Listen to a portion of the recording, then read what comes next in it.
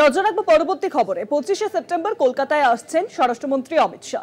26শে September Santosh Mitra স্কোয়ারের পুজো উদ্বোধন করবেন অমিত শাহ। বেলা 11:30 নাগাদ সেবক সংঘের পুজো উদ্বোধন করবেন তিনি এবং বিকেল 3:05 ইজেডসিসির পুজো উদ্বোধন করবেন অমিত শাহ। এবং মাঝখানে যে সময়টা রয়েছে, যে গ্যাপ রয়েছে, সেই গ্যাপেই কিন্তু মনে করা হচ্ছে যে একটি নিজেদের মধ্যে রাজনৈতিক আলোচনা হতে পারে, কারণ সামনে বিধানসভা নির্বাচন এবং বিধানসভা নির্বাচনকে বাকি চোখ করে রাজ্য বিজেপি যে একেবারে নিজেদের তৎপরতা তুঙ্গে উঠিয়েছে তা কিন্তু এক কথায় স্পষ্ট। এবং রাজ্য বিজেপি যে একটি কমিটি তৈরি করার, এখনো পর্যন্ত আমরা জানি যে শ্রমিকের কিন্তু কমিটি তৈরি হয়নি, কিন্তু বেশ কিছু সম্ভাব্য নাম উঠে আসছে সেই কমিটির জন্য।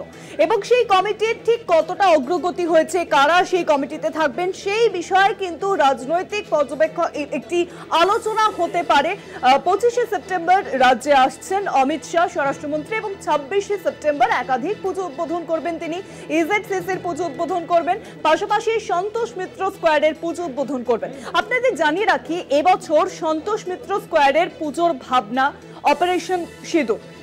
বেলা 11:30 নাগাদ সেই পুজো উদ্বোধন করবেন তিনি। সেবক সংঘের পুজো উদ্বোধন করবেন অমিত শাহ, পাশাপাশি ইজেডসিসিরও পুজো উদ্বোধন করবেন স্বরাষ্ট্রমন্ত্রী। এবং মাঝখানের যে সময়টি রয়েছে সেই সময় একটি রাজনৈতিক আলোচনা হতে পারে, প্রশাসনিক বৈঠক হতে পারে এবং নিজের দলের কর্মীদের সঙ্গেই কিন্তু অমিত শাহ সেই বৈঠক করবেন। কারণ আমরা জানি শ্রমিক ভট্টাচার্যের এখনো পর্যন্ত টিম গঠন হয়নি, কিন্তু টিম গঠনের একটা প্রক্রিয়া কিন্তু চলছে এবং সেই প্রক্রিয়া কত দূর এগোলো, আদি নব্য মিলেমিশে কাজ করবেন এই কথা বলেছিলেন শ্রমিক ভট্টাচার্য। সেই টিম কতদূর এগোলো গঠনের দিকে সবকিছু নিয়েই কিন্তু আলোচনা হবে।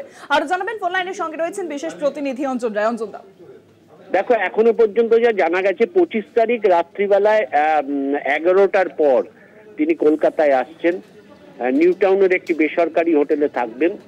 26 তারিখে তিনি প্রথম পুজো উদ্বোধন করবেন লেক এভিনিউতে একটি পুজো।